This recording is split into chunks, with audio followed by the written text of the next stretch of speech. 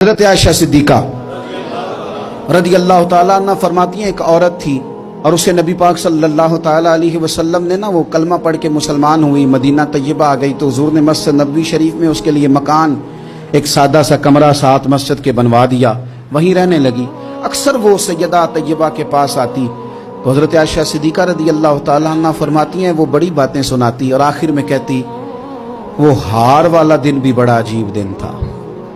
اور میرے رب کی قدرتوں کا دن تھا، وہ بھی بڑا عجیب دن تھا۔ سیدہ عائشہ صدیقہ رضی اللہ تعالیٰ عنہ ایک دن فرمانے لگی کہ تو ہار والے دن کا بڑا ذکر کرتی ہے، وہ کیا دن تھا؟ تو خاتون کہنے لگی اماں جی وہ دن تھا جب میرے رب پر بھروسہ اور مضبوط ہو گیا، جس دن میرا اپنے رب پر توکل اور بڑھا، میرے ایمان میں یقین میں اور پختگی آئی۔ کہنے لگی میں ایک گھر کی کنیز تھی، نوکرانی تھی،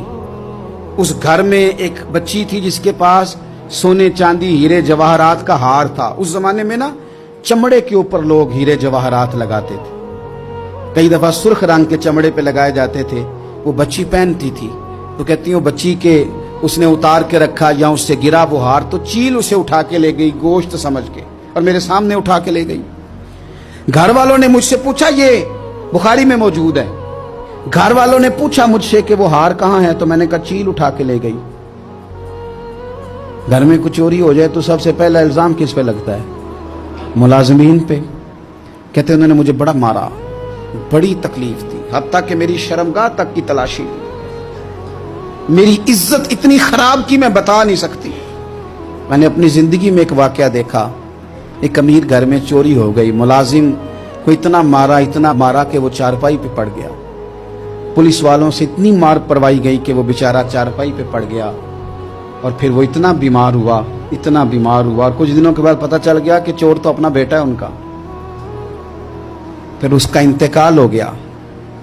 اب وہ سیٹھ صاحب اور گھر والے آ کے مرنے والے کے کان میں معافیاں مانگ رہے ہیں، کان میں۔ تو میں نے ان سے پھر کہا تھا کہ یہ تو اب چلا گیا ہے، تمہارا زور چلتا تھا نا تو تم نے قانون خریدا اور تم نے اسے جتنا ہو سکا تم نے اسے مار پڑوائی، تمہارے پاس جو عدالتیں تھی تم نے وہاں کاروائی کی، اب ایک عدالت قیامت کے دن لگے گی۔ یہ کمزور تھا نا، کچھ کر نہیں سکا۔ میرے نبی پاک صلی اللہ علیہ وسلم نے فرمایا سن لو، اگر سینگ والی بکری نے بغیر سینگ والی بکری کو تکلیف دی ہوگی نا تو قیامت کے دن اسے بھی بدلہ دینا پڑے گا کہ تیرے پاس سینگ تھے اور تو نے اسے مارا تھا۔ وہ خاتون عرض کرتی ہے سیدہ عائشہ کی خدمت میں کہ مجھے بڑا مارا، مجھے تکلیف دی، میں کہہ رہی تھی کہ میرے سامنے چیل لے گئی ہے پر وہ نہیں مان رہے تھے، اماں جی انہوں نے مجھے بڑا مارا۔ حضرت عائشہ صدیقہ کہتی ہیں پھر کیا ہوا؟ کہنے لگی اماں جی جب کوئی میرا مددگار نہ رہا، مجھے تکلیف دے رہے تھے، رسوا کر رہے تھے، تو میں نے اپنے رب سے مدد چاہی، میرے رب کی طرف میں نے توجہ کی، میں نے کہا مالک اب تو ہی میرا مددگار ہے۔ کہتی ہے وہ مجھے مار رہے تھے تو وہ چیل جو ہار لے گئی تھی وہی لے کے واپس آ گئی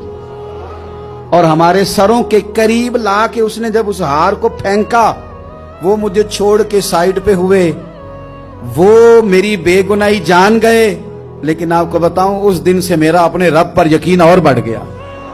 مجھے سمجھ آ گئی کہ جب انسان پورا ٹوٹ جاتا ہے اور جب کوئی چاروں جانب اس کا مددگار نہیں ہوتا تو رب تو ہوتا ہے نا،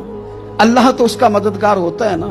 وہ تو پھر اپنے اس بندے کی مدد کرتا ہے نا، پھر وہ تو توانائی دیتا ہے نا، وہ تنہا نہیں چھوڑتا، وہ تو آنسوؤں والوں کے آنسوؤں پہ بڑا کرم فرماتا ہے، وہ تو قسم پرسی میں آ جاتا ہے، اس کی رحمت بڑھ کے استقبال کر لیتی۔